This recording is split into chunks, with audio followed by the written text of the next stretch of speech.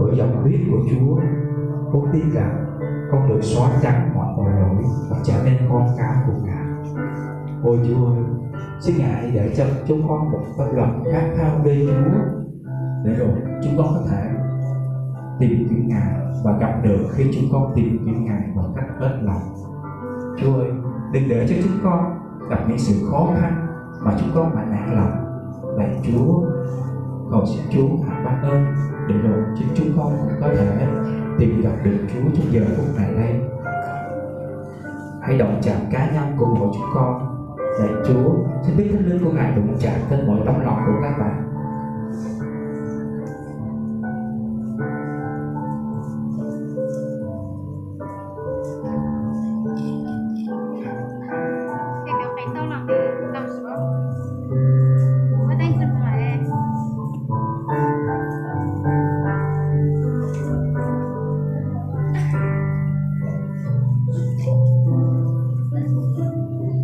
Tương lai của chúng ta thật sự là mờ mịt, chúng ta không biết như thế nào. Cũng như bây giờ các bạn không biết xung quanh chúng ta sẽ ra sao, các bạn sẽ đi đâu, các bạn sẽ làm như thế nào. Nhưng nếu chúng ta có Chúa, chúng ta đặt niềm tin của mình nơi Ngài về sự dẫn dắt của Chúa, thì chúng ta sẽ được bước đi một cách vững chãi. Và khi chúng ta liên kết với nhau trong tình yêu thương của Ngài, thì chúng ta được sự bình an trọn vẹn. Các bạn ơi, hãy cố gắng, hãy chiến thắng bản thân của mình. Chúng tôi biết được rằng các bạn sẽ cảm thấy mệt mỏi, khó chịu, nóng nực.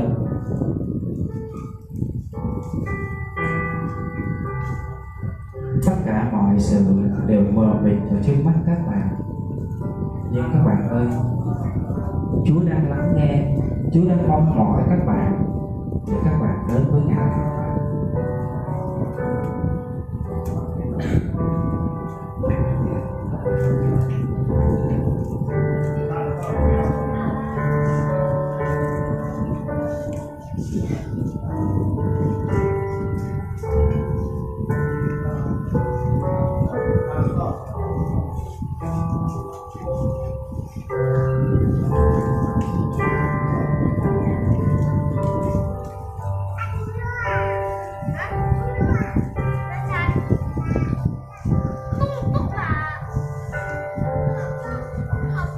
Kể từ giờ phút này, khi các bạn nắm được sợi dây trong tay của mình, hãy tập trung vào cầu nguyện với Chúa. Hãy để lòng mình thật sự trống trải và lắng nghe lời Ngài phán cùng chúng ta. Không nói chuyện riêng, không cảm nhận hoặc không nghĩ ngợi gì về bất cứ những điều xung quanh. Hãy chỉ khát khao một điều, tìm kiếm cho được thật tự giá của Chúa.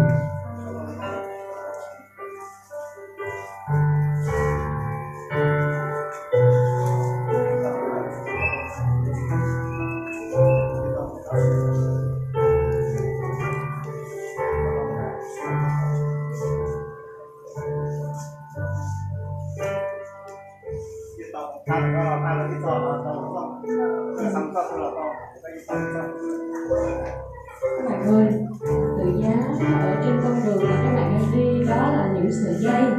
Nó không có, nếu mà không phải là những sợi dây á, thì các bạn đừng có tiếp tục đi nữa. Các bạn chỉ nắm vào những sợi dây đó thôi, vì đó là cái đường đi để dẫn đến thật tự giá. Các bạn hãy đi thật là chậm và hãy suy nghĩ